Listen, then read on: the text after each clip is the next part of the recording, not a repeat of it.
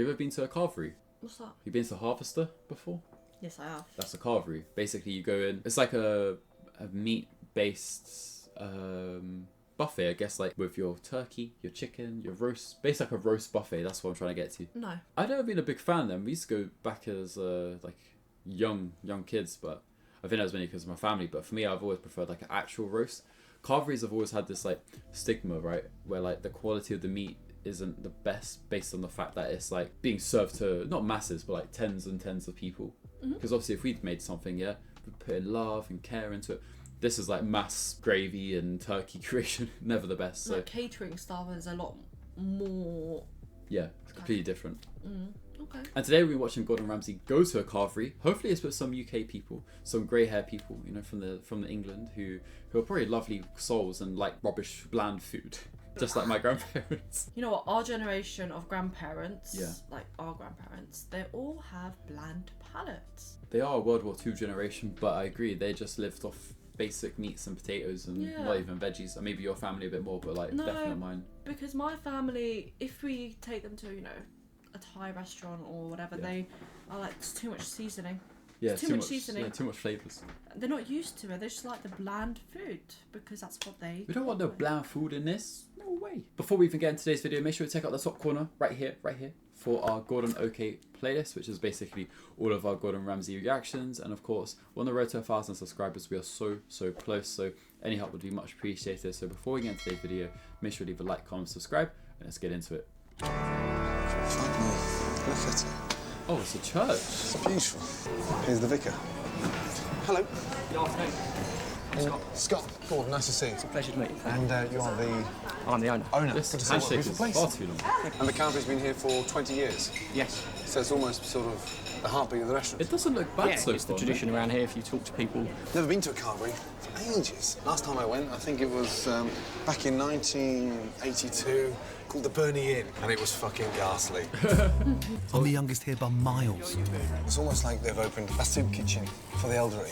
My initial assumption is like this is perfect for older people, or maybe our I wouldn't say it's prejudice, but our pre-assumptions were correct, because when you're older, your money isn't the same as when you're in your prime working years. You just want something that's going to fill you up, decent food, and feels like home. That's probably why this carvery has got ICP, Ideal Client Profile, of the old as F generation. Of we're going to be there one day, but I can mock it, because when I'm there, I'm going to mock it again. Yeah, just keep mocking it. Yeah, who cares? Until you get there. We all get old. That's Yeah. what it is. And then when you're older, you mock the young people. Yeah. Easy. Back in my day. It's a cycle of life. Exactly. You mock each other until you die. But my age concern is explained when the golden oldies keep turning up with suspicious-looking vouchers from the local papers. It's buy one get one free. So it's 50%. So you eat here for £5. yes. I'm starting to feel left out. Am I the only one here without a voucher? Just bring your coupon. You got a spare voucher? Yeah, two. Toby's the Priory's head chef. His claim to fame was a stint at Planet Hollywood. as you say, never trust a skinny chef, do you? Fair enough. I It's got a mean, good point. most bigger chefs tend to have good food. My only point is like these people. Gordon Ramsay made the point of like he was at Planet Hollywood, whatever that was back in the early 2000s as like a job, and then it's like cool, I'm gonna open something. It's so typical of chefs. Not that guy I know, but from watching a shit ton of Gordon, is like these people basically have like the entrepreneurial mindset of like, oh, I could do better, but they don't have the entrepreneurial tendencies and mindset and skills. Actually, they might be like, oh, I could do it myself, but in reality, like they never go to plan. Restaurants, as we know, just not a good business idea unless you have a lot of capital and are really, really good. I've always wanted to open a restaurant myself. I think, imagine making food, serving food, and having all that. It sounds amazing, but it just sounds like hell as well. Unless you're a world-renowned chef and you know you can definitely guarantee amazing food, and you know that you've got people who would absolutely come back, then it's not worth it, because otherwise if you've got a half, There's too much at risk. literally, because The whole life's at risk, basically. kitchen equipment is not cheap, running electricity costs, all of that's not cheap, staff costs, resources, food, drink. It's just too much. penny. His sidekick Bob is the part-time Carvery chef. It looks alright. Right, what have we got? You've got turkey here, Yes? right? Gammon, river beef, pork and lamb. Peach and nut and with orange juice. Yeah. I guess That's this the music one. isn't. Bloody hell, this is a throwback, isn't it? Holy mackerel. Jeez. And all that for a £5. Just enjoy it, Gordon.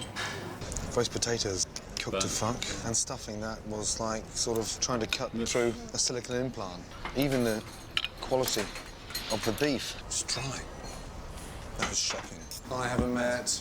Hi, Matt. Matt, good to see you. And you do... General manager. And you must be the kitchen manager. No. He was. That's his department. No, Stuart. I generally do the general cooking of the veg and general... OK, this man we met. I'm a general. You look so different with your hat off. I know. Yeah? And this is? Toby, Yep. head chef. Yeah. Good. And completely responsible for... Everything that goes on. He's going down the line like the students, you know, and he's expecting an. Why are you here? What are you doing? It's a proper interrogation. It I feels like like it. it's an army lineup, you know. You just had shit food. So you made it? What? Like?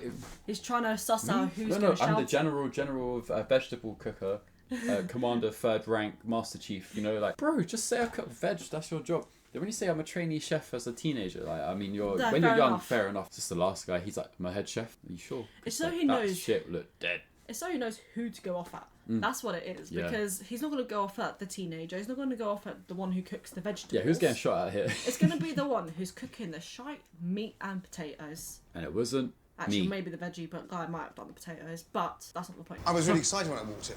I was, seriously, walked up the stairs and, Christ, it's quite breathtaking walking through that door. Then, unfortunately, the carvery. It was dry, it was hideous, it was overcooked, and it tasted of nothing. Chef to chef, let's be honest. Pretty Can't rubbish. call yourself a chef if you serve that shit. And I'm not just blaming you. I've got to bring in the general manager. It was bad. I mean, the whole experience was bad. Then you look around and you look at the customers. Half them would be eaten for nothing. Yeah. The spend per head is very low because And of more that. importantly, they're dying off, aren't they? Well, yeah. That's the youngest one in there by 40 years today. It's the first time I was sat in fucking a dining room and felt so young. I must say, don't get me wrong, the voucher is a smart way because growing up, you would have seen when you had your cereal, yeah, you could get like the Fort Park tickets or Alton Towers stuff, and you could collect it, and like that's cool because one of your family would get a discounted And or it's free. 50% off, I think, usually. We had to collect loads of them, so it was like a good promotion because you're getting people in the door, and when you go to those places, you're spending on food, drinks, lining up, photos. You're spending on merch. lining up.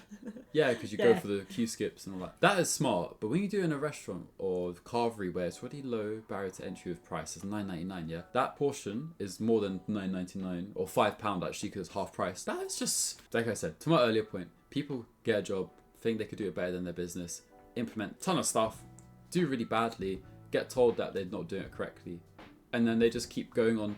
Obviously, this guy might have changed, but it's just one of these common things of business owners, and especially with the restaurant game. In a previous video, we literally said this is not the business for us. That is for sure. Eventually we'll find something and they can come see us. Don't know what that is yet. We are figuring out 1,000 subscribers, so before you even leave this video, make sure you leave a like, comment, subscribe, go check out the playlist down below. All of our other Gordon Ramsay content. And Mel, do you have anything to add? Because, you know, we're at a very close tipping point of 1,000 subscribers, so anything you want to do to make those people subscribe and stay? Let us do a challenge for 1,000 subscribers. If you stay this long, leave a comment down below. We'll take a look at all of them and pick something to do.